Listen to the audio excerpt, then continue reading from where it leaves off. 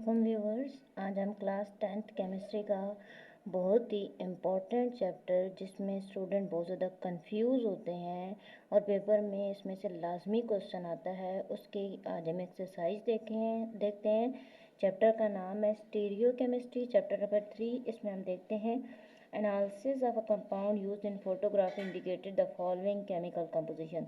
इसमें हमें 3 एटम्स की केमिकल कंपोजिशन बताई हुई है और इसका मोलर मास भी दिया हुआ है। हमने इसका मॉलिक्यूलर फार्मूला निकालना है। तो सबसे पहले हम क्या करते हैं, जो हमें रेशो गिवन होती है उसको हम उसके मोलर मास से डिवाइड करवाते हैं। जैसे कि सबसे पहले हमें कार्बन की परसेंटेज गिवन है, हम कार्बन की परसेंटेज को कार्बन के मोलर मास पे डिवाइड करवा देंगे। फिर इसके बाद हमें हाइड्रोजन की परसेंटेज गिवन है, हाइड्रोजन की परसेंटेज को हम इसके मोलर मास पे डिवाइड करवा देंगे।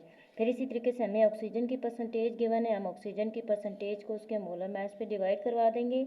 अब हम इन तीनों के दरमियान में एक मोल रेशो लिखेंगे, जैसे कि मैंने लिखी हुई है यहाँ पे already, carbon ratio, hydrogen ratio, oxygen. जो आंसर आए हैं हमारे पास वो हम यहाँ पे रेशो की फॉर्म में मेंशन कर देंगे। अब यहाँ पे देखें, जो सबसे छोटा डिजिट इन तीनों में आ रहा है वो हमारे पास क्या आ रहा है, 1.82 आ रहा है। हमारे पास आंसर यहाँ पे सबसे छोटा डिजिट क्या आ रहा है, 1.82 आ रहा है। हमने क्या करना है, इसको तीनों रेशो को 1.82 से डिवाइड करवा देना है। 1.82 से जब हम डिवाइड करवाएंगे तो 3:3:1 आ रहा है। अब हम कार्बन, हाइड्रोजन और ऑक्सीजन एक फॉर्म में लिखेंगे। अब कार्बन की रेशो 3 आई है, कार्बन के साथ 3 लिख देंगे। हाइड्रोजन की रेशो भी 3 आ रही है, हाइड्रोजन के साथ भी हम 3 लिख देंगे। और ऑक्सीजन की रेशो 1 आ रही है, तो इट्स मीन हम इसके साथ 1 लिख देंगे। ये हमारे पास एक एम्पिरिकल फार्मूला बन गया। अब हम इसका मोलर मास निकालेंगे। मोलर मास कैसे निकालते हैं, हम इन एटम्स के सम कर देते होते हैं, मतलब sum of atomic masses of all the atom present in a molecule. अब कार्बन का एटॉमिक मास 12 होता है, तो यहाँ पे 3 कार्बन है, 12 इंटू 3 आ जाएगा। इसी तरीके से 1 इंटू 3 आएगा और ऑक्सीजन हमारे पास जस्ट 16 आ जाएगा।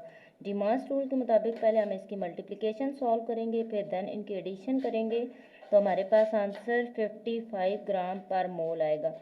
अब हम एम्पिरिकल फार्मूला निकालने के लिए ये इक्वेशन मेन फार्मूला लगाएंगे, और ये फार्मूला क्या है, molar mass divided by empirical formula mass. Molar mass जो कि हमें क्वेश्चन के अंदर गिवन होता है और वो कितना है, 110 है, और जो हमें एम्पिरिकल फार्मूला मास आया है वो कितना आया है, 55। इन दोनों को जब हम डिवाइड करते हैं तो आंसर हमारे पास क्या आ रहा है, 2 आ रहा है। अब जो हमारा एम्पिरिकल फार्मूला बना था उस 2 को हम इससे मल्टीप्लाई करवा देंगे, तो ये हमारे पास कुछ यूँ बनेगा, 2 3 6, 2 3 6 एंड 2 1 2। तो इट्स मीन ये हमारा फाइनल सॉल्यूशन है, और ये हमारे पास क्या है, मॉलिक्यूलर फार्मूला है। Most important question according to paper point of view. और चैनल को सब्सक्राइब कर दें ताकि हर नई आने वाली वीडियो का नोटिफिकेशन आपको बआसानी मिलता रहे।